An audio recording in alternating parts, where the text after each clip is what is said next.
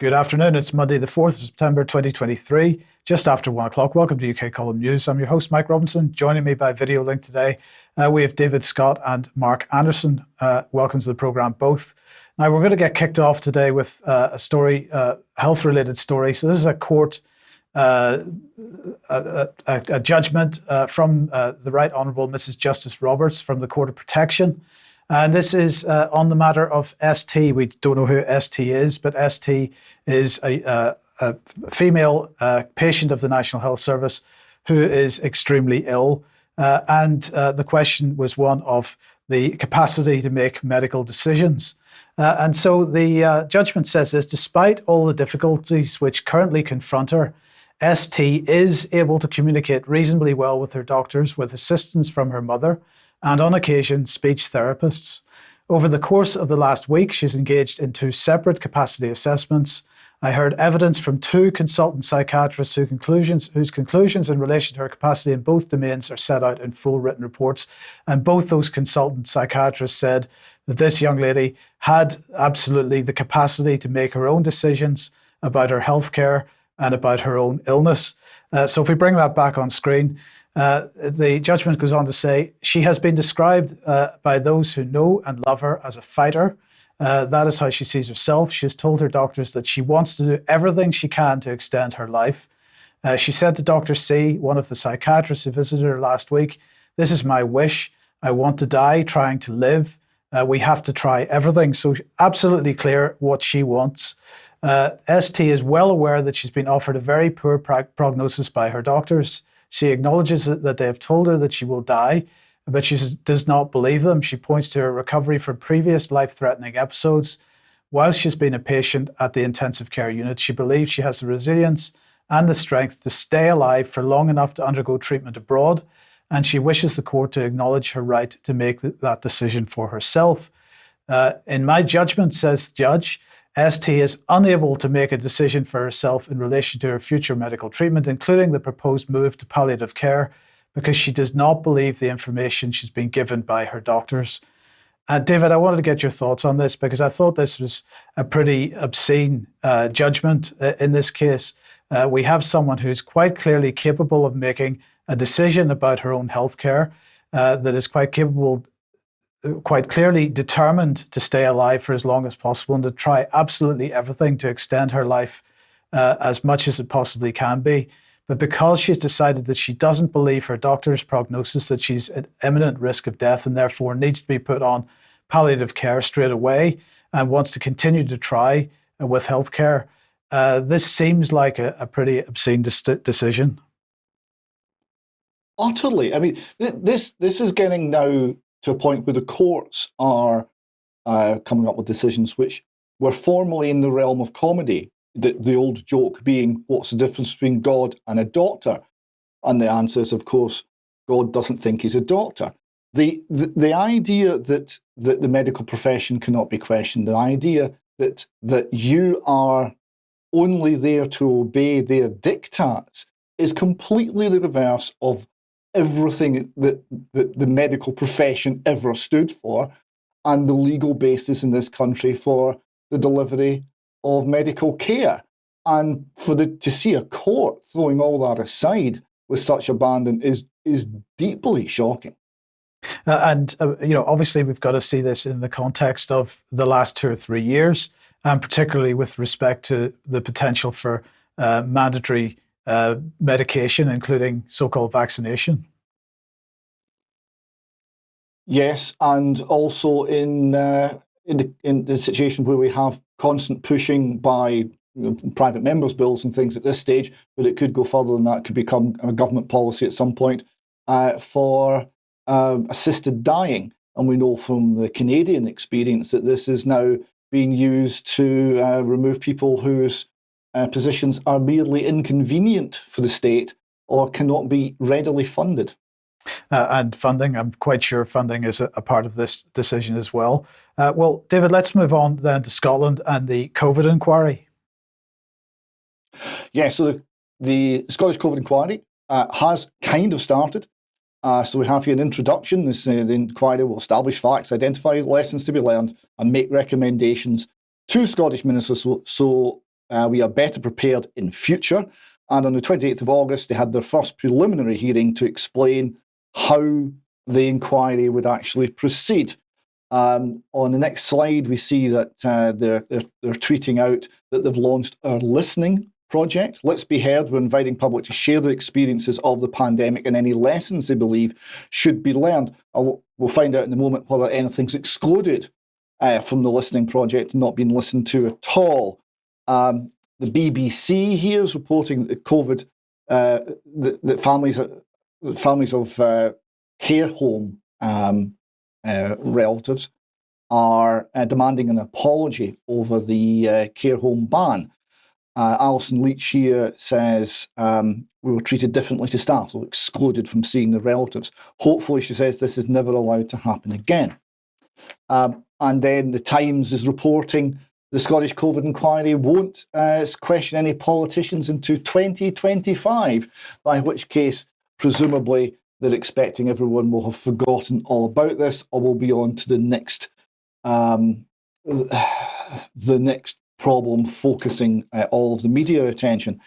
So this takes us to the Scottish Vaccine Injured Group. They've managed to win core participation status at the inquiry and attended that first meeting. They had 3 seats to attend the first meeting.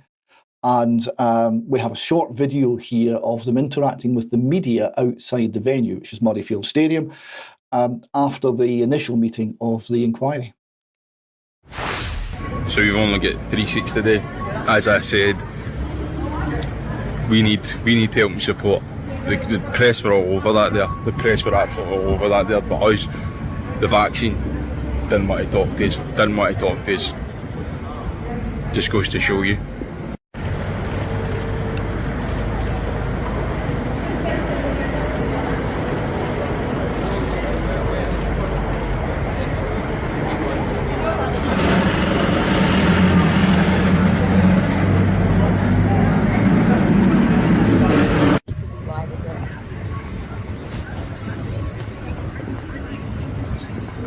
Hi there, you guys work for the BBC? Yes. Do you want to get a photo of Alex Mitchell? The man, Oh, yeah. he's been affected by the vaccine. We could do, is he going to be at the conference later? We're at the conference just now, he's right there. Can you not take a video Well, of him we just now? could do it right now, but I'm just thinking all our shots of people outside in the concourse, which just looks very samey. But everybody's insane. We're all in this Has together. my colleague just done this as well? Not yet. Okay. Not yet, but Yeah, well, we could do it. He just come in, turn around, come back. okay. He's going to take a photo. He's away. Alex, come. We should be ashamed of ourselves. Well, he's away. What is he taking his camera away for there? Excuse me, mate. Excuse me, mate. We're in the group. Do you know what thing he is, no? No, the moment we're actually trying to come out, really sorry.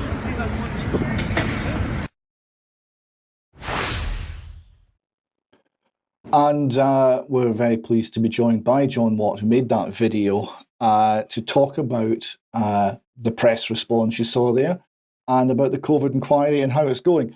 And John, I want to welcome you to UK Column. And if you could start off by explaining the sort of response you were getting from the mainstream media. Well, I think the video pretty much explains itself there, David, to be honest. Thanks for having me on, by the way. Yeah, I mean, we got there, and to give you just a bit of context regarding this inquiry as well, David, we had 6 days notice to try and get into that inquiry. We didn't realise that there was an inquiry and the vaccine injured could get into it. We had to phone up about, I want to say we contacted about 20 lawyers and none of them wanted to touch us, wanted to actually, represent us for that inquiry. And eventually by one of the ladies who runs the group managed to get a lawyer very last minute. So technically we had 3 days to get into that inquiry because there was no advertisement and we didn't know it existed. In regards to the mainstream media, like I said, I arrived there. We arrived there early. Me, a woman called Ruth, and Alex, who had his leg amputated from the AstraZeneca vaccine. proven by the government and proven by the doctors, first living man to receive the £120,000 compensation scheme in in the UK, the whole of the UK. Now that in itself should have been mainstream, it should be front page paper, back in 2021. I approached the media and I said to them, "Are you covering this topic today?" They were like, "Yes." I worked for the BBC. I handed them a flyer. They were very uncomfortable when I told them who I was there representing today that day. And then what happened is they took the flyer and they put it in their pocket. Now we sat there. Alex's came down, and then what you see is you see the lawyer coming out with all the COVID victims and the bereaved and the care home. And you can see the cameras are all over. Now at that point, they're away to do interviews, and I'm like, hold on, do you not want to film us? Do you want to take pictures of us? And the cameras all went away. So I let them do some more interviews. At that point, I've grabbed the phone, and as you can see there, I went to the BBC, told them who Alex was. Everybody looking at me will think I'm fine. I've spent 40 grand to get my life back, David. But Alex you can't dismiss that man. And we've got over 200 people in our group, and the reason nobody knows about our group, in my honest opinion, we'd have a lot more if the mainstream media would touch this, because we're having to advertise this ourselves with no funding, and it's very hard to speak about this subject, as you know, David, because we're shut down on every platform. So, like I said, we approached them, and you see in the video, they weren't interested. That's when Alex said, "You should be ashamed of yourself." He's went away, and I've went up to the BBC, and it speaks for itself. They were willing to video everybody else, were willing to speak to the bereaved, the COVID care homes, which they people deserve to be heard. But so did the vaccine injured, and we only had 3 seats. So for the next one, we'll be hopefully applying for a lot more seats and bringing the noise, I like to say, make some more noise about this. Yes. So the inquiry is headed by Lord Brailsford, and the quote from him, which I think he said he read out at the initial meeting, and which kind of defines what the inquiry is trying to achieve. He said, "I will conduct a robust investigation without fear or favour that will arrive at the facts, identify any lessons that need to be learned, and make recommendations for Scottish ministers." So, without fear or favour, is the inquiry looking at vaccine injury without fear or favour? In my opinion, no. They spoke about, at the inquiry, they mainly spoke about the COVID bereaved, and they spoke about the care home bereaved. There's 37 groups that are in that inquiry. There was no mention of the vaccine injured. Now, where we were sitting, David, was at the very front. We were at the very front of that inquiry. They couldn't ignore us. We had the media behind us. We were the first group there that the media would see. And, the quote that you've just said there, he wants to do a very robust inquiry with no fear. Well, the question is, if there's no fear, as the vaccine injured group who are participating in this, we are not allowed to speak about our vaccine injury. So how is this man going to get to the bottom of it if the vaccine injured cannot speak about their vaccine injury, unless there is something that maybe that I've missed, but that's what we've been told as so far.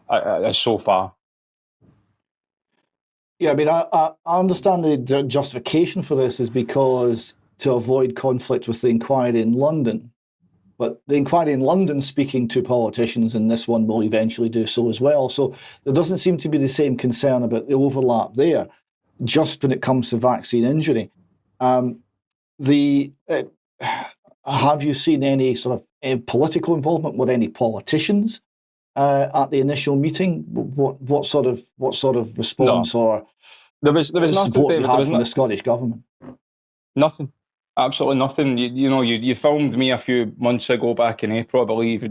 I went to the Parliament building, asking them for help, gave them flyers, and what did they do? Instead of saying, right, we acknowledge that you exist, we acknowledge that you're there, and we're willing to try and speak to you. They spent millions of funding on to advertise for this thing, push it out, give it to the people. But as soon as it went wrong, they didn't care. And instead of saying we acknowledge you're there, John, in the vaccine injured group, what did they do? They gave me a 6-month ban. They sent me an email to say you've got a 6-month ban. Now, when I had went into that with that video, sorry, John, you're banned from the Parliament. I'm banned from the Parliament building for standing up and protesting. But I wasn't protesting. I was there to ask them for help because they're still not acknowledging us, David. As simple as that. Well, that's all very worrying, John. Look, I hope you'll be able to join us for a longer examination of all of this soon, and that the listening project actually lives up to its name, and someone hears the story. Someone from the official inquiry is prepared to hear the stories, the evidence that's coming from the Scottish Vaccine Injury Group. And we'll just close on your contact details here. So this next slide has the URL for your group if anyone wishes to get in touch. And John, would you like to say anything in closing about the work that you're doing within the within the group? Yeah, just like I say, if there's anybody out there in Scotland and you've taken that thing, we can't blame everything, David, but we can sure as hell question it.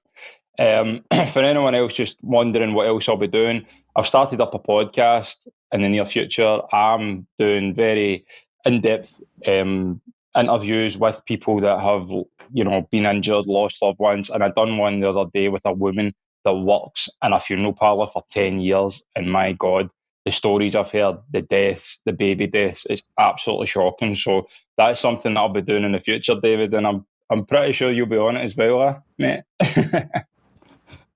Well, I certainly hope so. John, maybe you could join us for extra time. I do hope so. Until then and until later, thank you very much. Thank you, David, and thank you very much to John as well. So, Mark, let's come to you now. And the World Health Organization, what's the latest? Well, it's more about the Associated Press, the illustrious wire service that's been misinforming America largely and the world for over a century. And what we just heard, of course, was the media largely ignoring things about COVID. But here we have media meddling.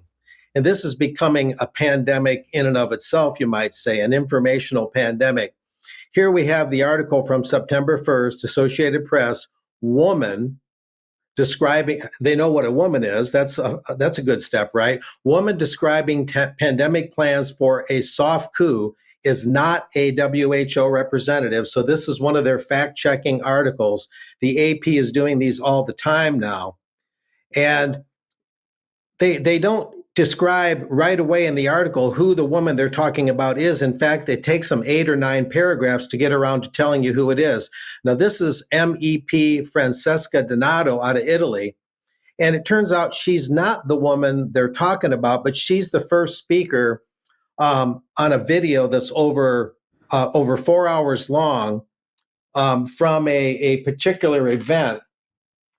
And that event was a global summit, number 3, held at the European Parliament. And Francesca Donato is the first speaker. There's 22 speakers at that recent summit that was held at the Brussels, Belgium European Parliament back in May. And this is where the AP article is coming in. Now, kind of bear with me here. You'd think they were talking about Francesca. She's the first speaker out of some 22 that spoke. And she's a member of the European Parliament, as I noted. She's part of the group Identity and Democracy at the European Parliament. Due to her position against the EU digital COVID certificate in September of 2021, she was expelled from both from Lega Nord and the Identity and Democracy Group and became an independent, as well as, I'm not sure what that is, a non... Inscript. I don't know. Yeah, member of the European Parliament. On March 2nd of 2022, she voted against condemning the Russian invasion of Ukraine, along with 12 other MEPs, after sharing news which were identified as fake news. This is according to Wikipedia. Her Facebook page was closed in March of 2022. So Francesca has been deemed almost persona non grata in MEP circles and other circles by the media. This is a little bit more about her. This is the COVID-19 pandemic lessons learned and recommendations for the future debate. She was involved in that. And on the next slide, we'll learn a little bit more. she's on the special committee on the COVID-19 pandemic, lessons learned and recommendations for the future. So she's a pretty brave lady here that's in the European Parliament. And here's the actual meddlesome Associated Press article itself. And kind of bear with me, I'm kind of coming at this in a circuitous way. Here's the claim. A video shows a World Health Organization representative discussing plans the agency is developing as a way to disregard human rights protections in the name of pandemic preparedness. But the Associated Press assessment is that this is false. The woman in the video does not work for the WHO, nor was she speaking on its behalf. A spokesperson for the United Nations agency told the Associated Press. So the AP is simply taking the word of WHO spokesman as gospel here in declaring, in making its declarations. The spokesperson for the WHO also confirmed that the WHO is not developing any such plans to take away human rights as described in the video. The facts, according to the AP, social media users are sharing select footage from a May 2023 conference featuring multiple speakers. That's this COVID conference that was held in May at the European Parliament, featuring multiple speakers known for spreading what AP is calling COVID-19 misinformation. The video is edited to make it appear the woman, whose credentials are not mentioned, is speaking on behalf of the WHO at a press conference or a gathering of the entire European Parliament. That's absolutely false. I watched most of the video. It's not edited that way at all. There's nothing that makes her look like a WHO representative. And if somebody did put that on social media, that would be incorrect. So that's the only way, and that small way, that the Associated Press would be correct in calling this out. But there was never any actual attempt to make her look like a WHO spokesman. And we'll reveal in a little bit who the actual woman was that the Associated Press is referring to. In the video, the woman sits in front of a blue backdrop that includes the European Parliament logo and the address of its website. She speaks of a soft coup, which she did, that will allow for human rights such as freedom of speech to be disregarded in the name of pandemic preparedness. Among other alleged evidence, she claims that a WHO treaty is part of this plan. Now we'll move on from there. I believe we have a video of Francesca Donato, and keep in mind she's not the woman that's being criticized, but the AP. But when we look at what Francesca has to say and we look at the whole picture, you realize just how much the AP is taking this whole thing out of context and not actually reporting on this recent conference held at the European Parliament. Had they reported on it objectively and broadly, you would see what was actually going on. So this really shows just how much the media is meddling and skewing this issue. So first we'll listen to Francesca. This is a short clip, and then we'll go from there. As a member of the European Parliament, I want to take the opportunity immediately to focus on a political point, which is of interest of the European institutions. The European Court of Auditors, in its audit of the management of joint purchases of the so-called COVID vaccines, expressly recommended that the Commission review the contractual clauses that shield the multinational manufacturers from any liability for damages due to adverse effects to inoculated people, once final marketing approval is released. With the period of conditional approval for emergency use having ended, therefore, any alibi for relieving the pharmaceutical companies from all responsibility has lapsed after they have been profiting hundreds of billions euros from the sale of these drugs, thanks to millions of euros received in public funding for research and development of them. So you see, there's very important things being announced here. And yet the Associated Press, even though Francesca is the first speaker, one of about 22 that I counted, they're actually talking about someone else. And in this next slide, they finally reveal 8 or 9 paragraphs later that the woman in the video that they're referring to and criticizing is a doctor from Maine, Meryl Nass, N like Nancy, ASS, whose license was suspended by the state of Maine in January of 2022 for spreading misinformation, AP says, about COVID-19.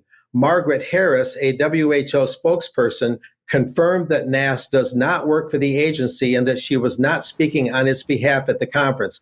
Again, there was absolutely no indication whatsoever that she tried to claim or anyone else tried to claim in the video of that conference from this past May that she was a WHO representative. And by the way, the official name of that was the International COVID Summit 3, Part 2, 3 in Roman numerals, Part 2, International COVID Summit 3, Part 2, held this past spring.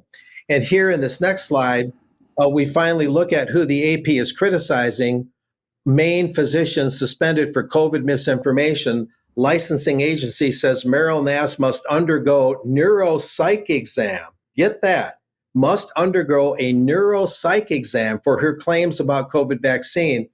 And a little text I inserted in the lower right here, the Maine Board of Licensure ordered the immediate suspension of the license of a physician, accused of spreading COVID-19 misinformation, and in a separate order Tuesday, ordered her to undergo a neuropsychological evaluation by a board-selected psychologist. And so this is getting very Orwellian, and we'll move on from there. And we have a short clip of what she actually had to say. Now, this isn't everything she had to say. She covered a wide range of things that the COVID pandemic treaty, the international health regulations, digital initiatives for vaccine passports, all of that she feels represents a danger to human rights. She covered a lot of that. But here's an important thing she added and focused on at that recent summit. So we'll show this brief video clip. One Health is another part of this. One Health is a concept that was created to enable the WHO, with these documents, to take over jurisdiction of everything in the world by saying that climate change, animals, plants, water systems, ecosystems are all central to health. Also embedded in this concept is a peculiar notion that humans are no longer of greater value than animals. And I've got the quote there from the Lancet in January. And so what she's doing there, gentlemen, is she's corroborating what I and others at UK Column have reported several months ago, that One Health is a philosophical and a strategic, you might say, concept that's hardwired into the WHO's plans for the pandemic treaty and updating the IHR regs. The idea that it's a democratic biosphere and humanity no longer has any special place in that biosphere. And so Meryl Nass is no idiot. You might disagree with her, but you can see this is a classic museum level example, you might say, of how the media does a razor thin slice of reality, presents it as the big picture while ignoring the overall summit and what was said by 22 speakers, including Robert Malone, the American doctor. So this whole thing is just being completely skewed and ignored and papered over, just so they can criticize social media and particular things that appear on social media. Yeah. There is one more thing I can share. We have to move on, Mark. So thank you very much for that. That is really useful. Now we got to move on because we've got a lot to cover today. So thank you very much for that. If you like what the UK Column does and you'd like to support us, please head over to community.ukcolumn.org. There are options to help us out there. You can pick something up at the UK Column shop. But please do share anything you find on the various platforms, especially ukcolumn.org and ukcolumnextracts.co.uk. Now, tomorrow in the 1 p.m. interview slot, Alex is speaking to Dr. Anna Lufty, who's speaking about the situation with children and sexual education with children. So get along to that at 1 p.m. tomorrow in the usual place. And very quickly, please, David, what's going on with No to War. This is my speech from Saturday, 26th of August at Glasgow Green.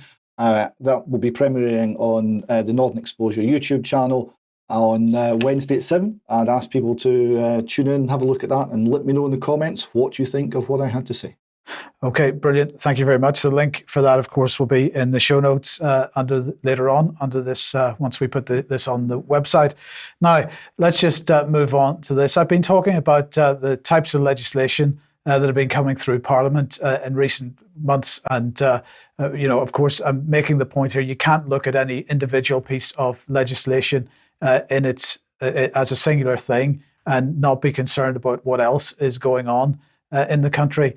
I want to add another piece of legislation to this list now, and it has been getting a little bit of media coverage over the last couple of days, and that's the energy bill. Now, just to give an idea of what this is, let's just read the preamble to the text of this. It says, it's a bill to make provision about energy production and security and the regulation of the energy market, including provision about the licensing of carbon dioxide transport and storage, about commercial arrangements for industrial carbon capture and storage, and for hydrogen production, about new technology, including low carbon heat schemes and hydrogen grid trials, about the independent system operator and planner, about gas and electricity industry codes, about heat networks, about energy smart appliances and load control, about the energy performance of premises, about the resilience of the core fuel sector, about offshore energy production, including environmental protection, licensing and decommissioning, about the civil nuclear sector, including the Civil Nuclear Constabulary, and for connected purposes. And what we seem to see increasingly with bills that are going through the UK Parliament is they're extremely broad in scope.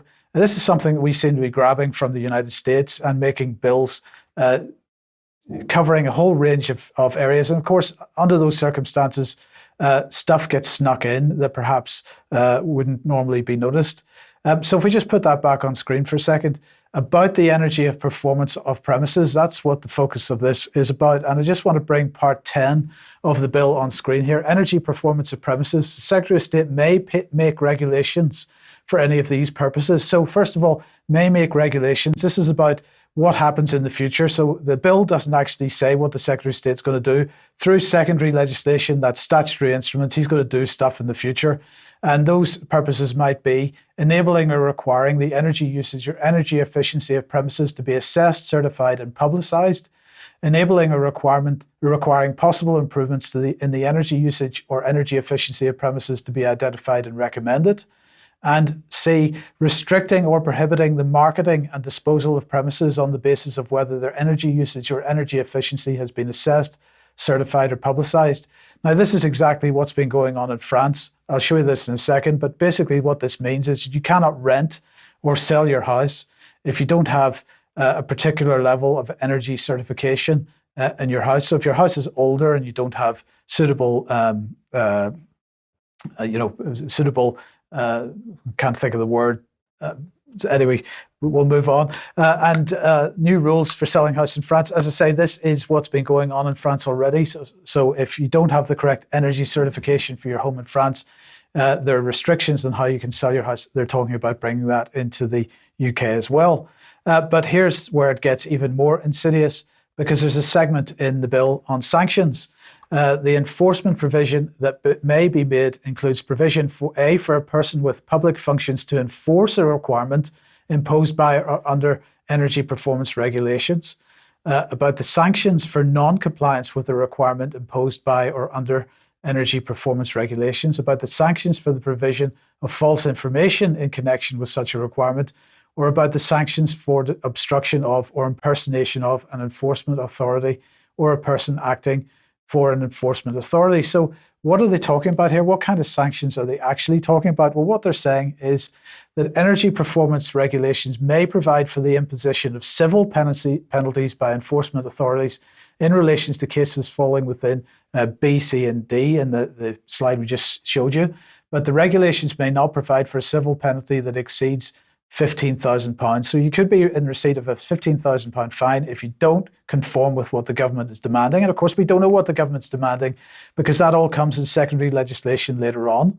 And the second part of this is with reference to criminal sanctions. So energy performance regulations may provide for the creation of criminal offences in relation to subsection 1B, C or D, but the regulations may not provide for a criminal offence to be punishable with imprisonment for a term exceeding 12 months. So it could be up to 12-month imprisonment. But here's the thing.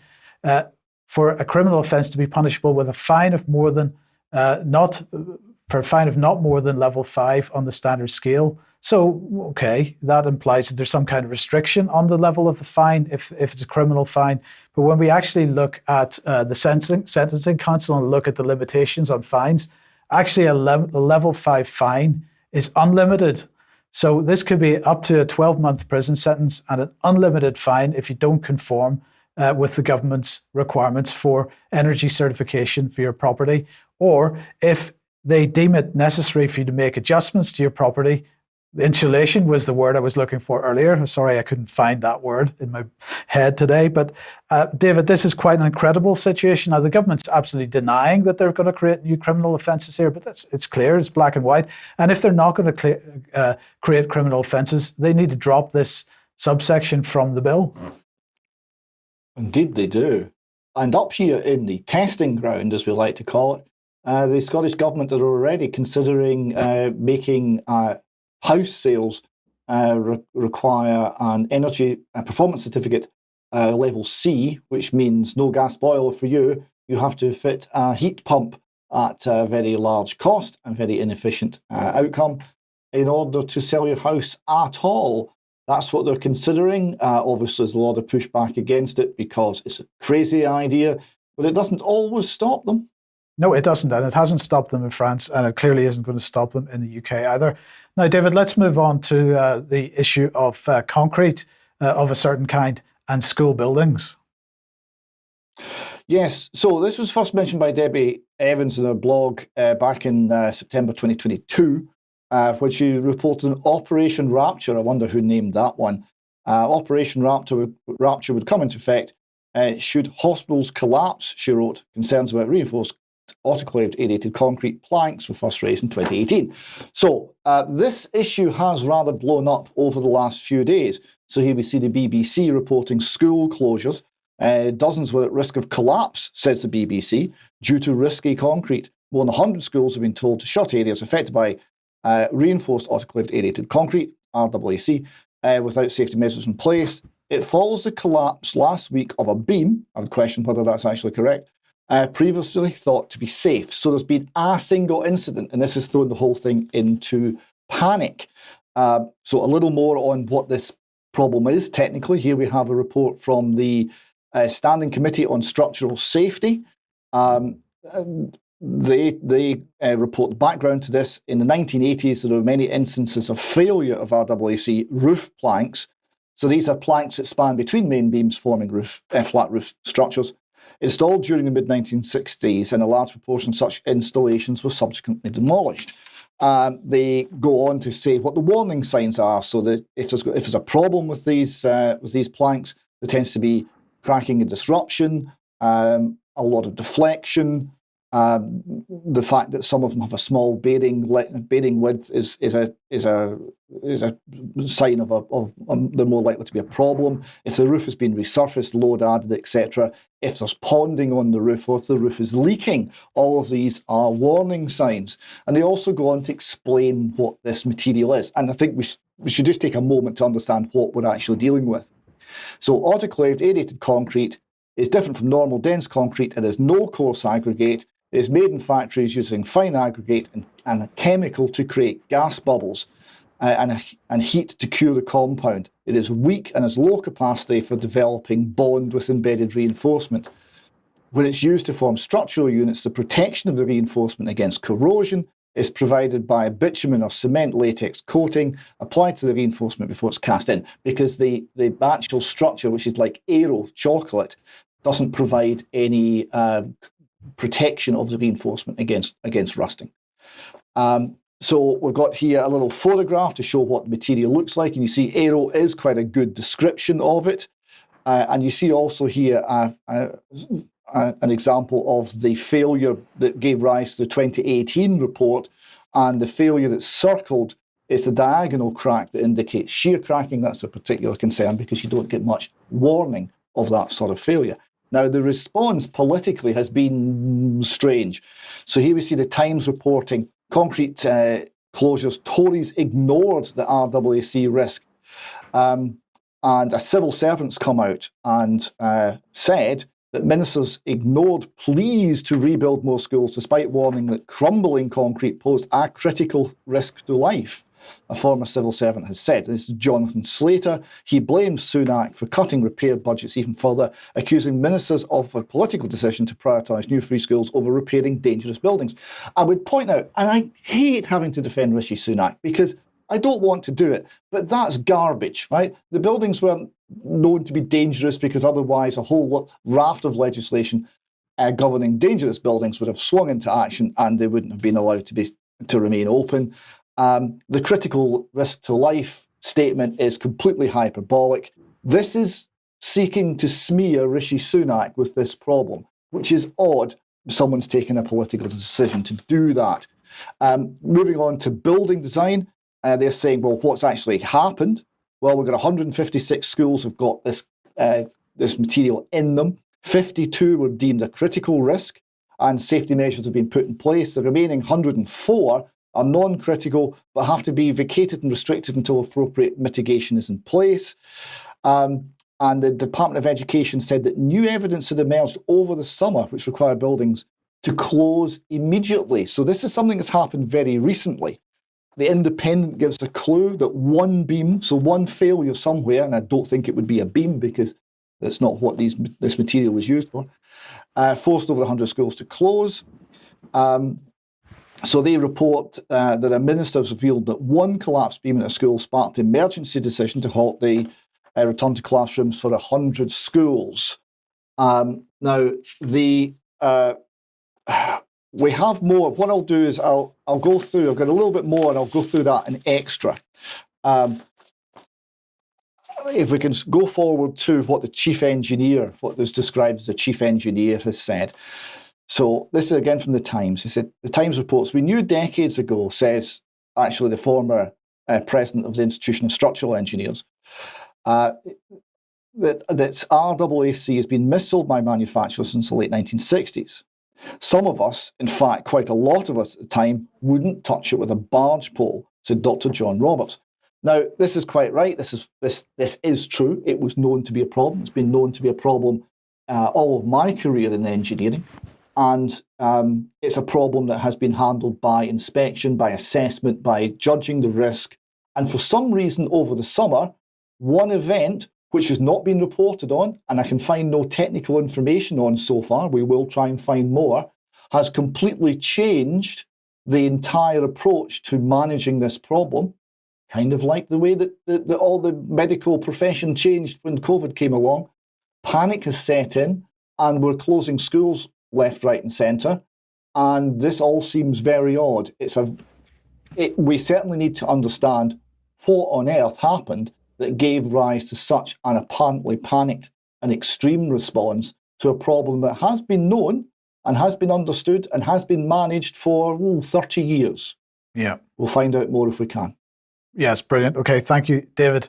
Now let's just briefly move on to Ukraine. And first of all, the news that the Ukrainian Defense Minister Reznikov, has had to resign, or did he jump, or was he pushed? Well, this is a good question. If you look in the mainstream press, some people saying he resigned. His tweet is certainly saying resigned. Other people saying that he was sacked, and certainly what Zelensky is saying implies that he was sacked, because Zelensky's quote was that I believe that the Defense Ministry needs new approaches and other formats of interaction with both the military and society at large. So that seems to be an indication he was finally pretty unhappy with what the Defense Ministry was doing. He needs to move on. Things aren't going so well. So anyway, Zelensky then pushed out a little piece of video, and he was talking about, in fact, his major policy area, his major political goal, as he described it, is opening EU accession talks. So the European Commission has made several recommendations to Ukraine. We've already completed a number of them, he said. For the rest, the Ukrainian parliament must demonstrate tangible results, timely results, the ones we agreed on with the European Commission. And so on. And it was quite interesting. One of the things he was talking about was the new law on politically exposed persons. Now, if you remember, the whole Nigel Farage banking scandal was with respect to politically exposed persons, this term, and this now seems to have moved into Ukraine. So that's the latest on Zelensky and his government. But then let's move on to this, because the Reuters last week, or on the 1st of September, was claiming an exclusive that the US is now sending depleted uranium munitions to Ukraine. This is what they had to say. The Biden administration will, for the first time, send controversial armor-piercing munitions containing depleted uranium to Ukraine, according to a document seen by Reuters and separately confirmed by 2 US officials.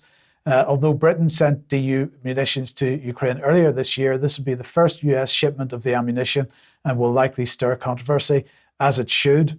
Now, in the meantime, Dmitry Polyansky, who is the Russian Deputy Permanent Representative to the United Nations, was speaking on a podcast over the weekend, very much concerned that the possibility, or the accidental possibility, of Russia and NATO coming into a direct clash has increased. We're repeatedly warned that the situation is quite dangerous and there's a big risk of a direct clash between Russia and NATO, is what he was saying on a podcast.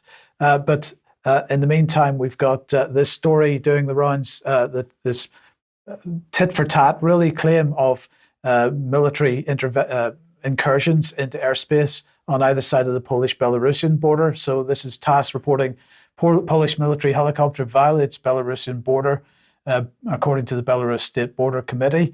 They're saying that on the 1st of September, Belarusian border guards reported a violation of Belarus airspace in the Grodno region from Poland. A Polish Mi-24 military helicopter was flying at extremely low altitude, crossed the state border and got 1,200 meters deep into Belarusian territory before turning back.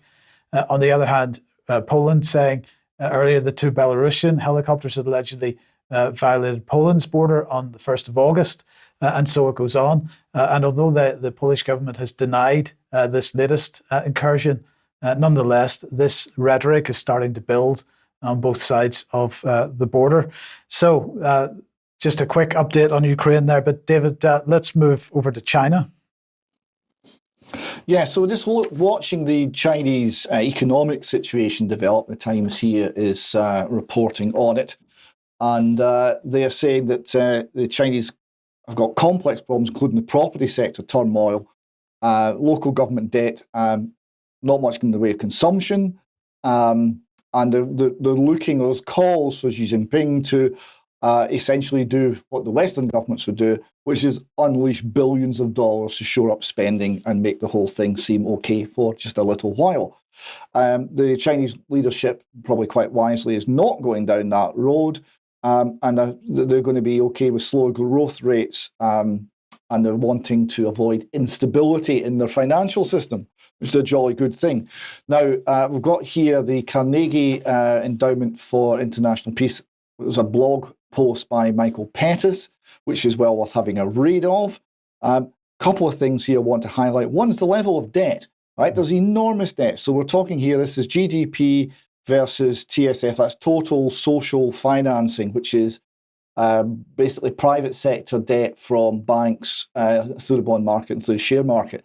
And the total debt to GDP ratio is approaching 300% there. It's enormous. The article goes on to explain some of the why. They say China invests 42 to 44% of GDP back into its economy. This is extraordinary. An average would be about 25%, a mature economy, maybe 15 to 20%. And they explain that when China began its reform and opening up in the 80s, its economy, after 5 decades of war against the Japanese, civil war, and Maoism, was severely underinvested for its level of social development. What the economy needed above all was significant investment in transportation and infrastructure and property and manufacturing facilities. And this is why it benefited from a very high investment rate. But the problem is now it's gone way beyond that. They're still running huge levels of investment. It's malinvestment. They're investing in assets that are not needed and that cannot generate enough income to service the debt. That debt is piling up on private ledgers, on local government ledgers, and on central government ledgers, and on bank ledgers. And somebody is going to have to carry the losses which are real need to be realised. The article goes on saying, look, this is either to have this huge level of investment, you either need to have a very high level of saving or incoming investment. And it's been financed by saving, but the flip side of this is that household consumption has been very low. This next graph shows just how low it is and how it's fallen since the year 2000. So as a percentage of GDP, household consumption by domestic households in China is massively lower than it was in the year 2000. So the people are not benefiting from the economic activity. Now go on here to the final slide here, from a very good piece by Patrick Boyle. It's an excellent economics and market commentator. His piece is YouTube videos entitled China Don't Say Deflation. And it shows here how much of household wealth is sitting in the property market in China. Now, real estate in China is 2/3 of all household wealth is in real estate, which is massively more than Japan, massively more than the United States. Now, the issue is here, the real estate market is a giant bubble. There's been malinvestment. The prices are hugely inflated. They've dropped 14%, which is more than half the level of equity that's normally put into a house by someone buying a home in China. So anyone who's bought a home recently has seen half their equity wiped out. And the prices must have much further to fall. This is going to create huge internal problems within China. It's going to create a lot of friction within the society. It's going to have all of the problems we're familiar with from 2008, but on steroids. And the issue I would ask people to consider is, what under those circumstances will the Chinese government do to quell the inevitable pushback from the population? Okay, thank you for that, David. Now let's move then to Africa. And obviously after the death of Prigozhin, the question has been on everybody's lips, what's the Wagner Group going to do, or what's Russia going to do in China? Well, let's get an indication, because here's Africa News. Russian army officials received in Libya. So this was the Deputy Defense Minister, Colonel General, not sure quite why that says both those, but anyway, Yevkarov, and he began a tour of the Sahel and the North Africa last week. So he began in Libya on the 23rd of August. This is the first official visit of a Russian military delegation to Libya, said the Russian Defense Ministry. During the visit, it is planned to discuss prospects for cooperation in combating international terrorism and other issues of joint action. He then went on from Libya to visit Burkina Faso. He met the president there. Then he went to Mali, where he met Mali's interim president, Colonel Goita, and he discussed bilateral defense and security cooperation, as well as the situation in the Sahel. And then from Mali, he traveled on the 1st of September to the Central African Republic. And of course, that is one of the areas that the Wagner Group was particularly busy in. In the meantime, well, let's not leave Britain out of it, because this is Andrew Mitchell. He is, or has been in Rwanda, held a courtesy meeting in Rwanda. The UK Minister for State for Development in Africa, who's in Rwanda for a 4-day visit. They discussed further strengthening the existing bilateral relations between Rwanda and the UK, and he is in turn heading off from there to Kenya, where the UK is backing projects for, guess what, a Green New Deal. So that's what Britain's doing in the area. In the meantime, the situation in Niger continues to build. Thousands rally in Niger to demand the withdrawal of French troops, not only French troops, but the French ambassador The French ambassador was asked to leave the country, I think, on the 28th of August, and he refused to go. And so he is now being asked to leave, and also French troops being asked to leave. The EU wanted to bring sanctions in against the leaders in Niger. And France is now suspending military cooperation with the new, well, what this RFI is describing as a new regime in Gabon. Now, we were talking about Gabon on Friday's program, but clearly the situation getting very tense in Africa. And of course, as we knew it would, because this is an area that the EU particularly claims as its southern neighborhood. Tony Blair is extremely active there. And of course, Russia and China extremely active in the region as well. So this is, I personally believe this is the next battlefront in the war against Russia and China, but we'll see how that goes. Now let's move on, David, to the United States and Donald Trump. Yeah, so we've got the Wall Street Journal reporting. Now, I saw a wonderful cartoon of Donald Trump as a piñata, and all the press were hitting him with sticks. But what was falling out was vote Trump badges, and people were picking them up. And this is actually what's happening. So the Wall Street Journal reports here that a new survey has found that once the two-man race has collapsed to a lopsided contest in which Trump, for now, has no challenger. The former president is the top choice of 59% of GOP voters, up 11 points since April. So there's no doubt that Donald Trump, on current figures, is going to win the nomination for the Republican Party. In fact, he's so far ahead, he's not even going to the debates because he rather considers it's all the also-rans bickering and he doesn't want to be part of it. So what's the Democrat response going to be to this? Well, here we have Public Broadcasting Service reporting, liberal groups seek to use the 14th Amendment to block Trump from the 2024 ballot. The 14th Amendment bars anyone who once took an oath to uphold the Constitution but then engaged in insurrection or rebellion against it. A growing number of legal scholars say this post-Civil War clause applies to Trump after his role in trying to overturn the 2020 presidential election and encouraging his backers to storm the US Capitol, which of course he didn't do.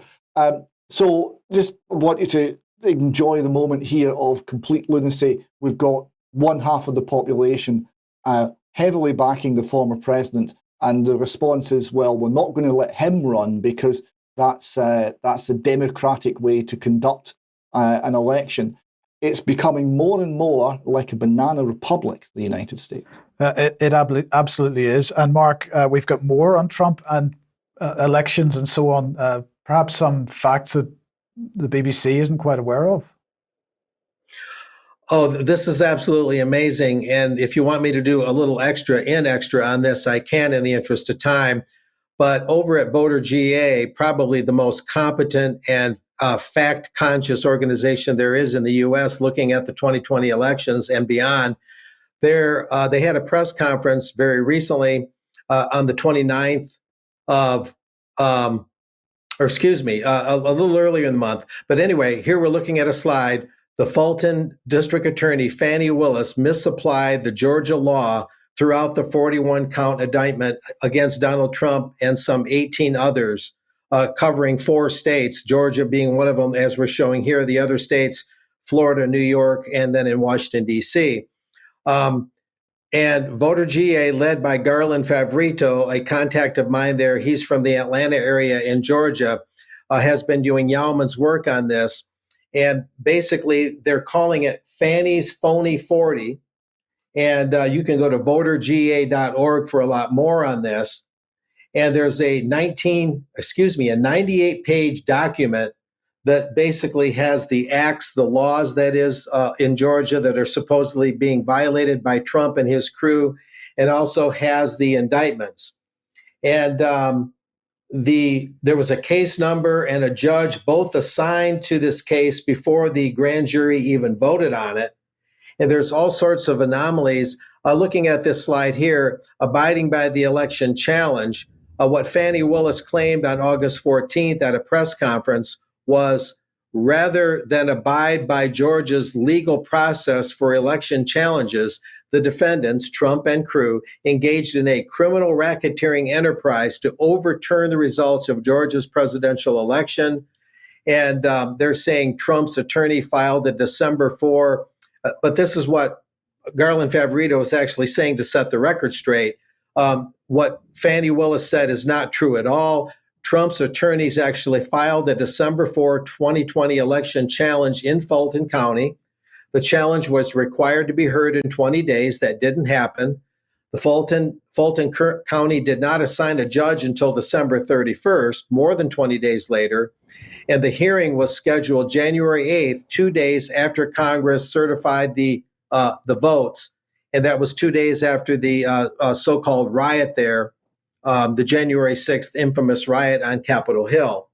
And so Trump and crew actually did file the right process, as Voter GA has revealed in a very recent press conference, since that press conference held by Fani Willis. What Garland Favorito and VoterGA.org are saying here is that many statements made by Trump and crew are actually true, contrary to the DA there in Georgia. Most statements can likely be proven true if the evidence could be presented in court, which largely has not happened. And the defendants, Trump and company, did not knowingly, willfully, and unlawfully make false statements, contrary to the DA in Fulton County in Georgia. And even false statements are free speech protected by the First Amendment to the U.S. Constitution.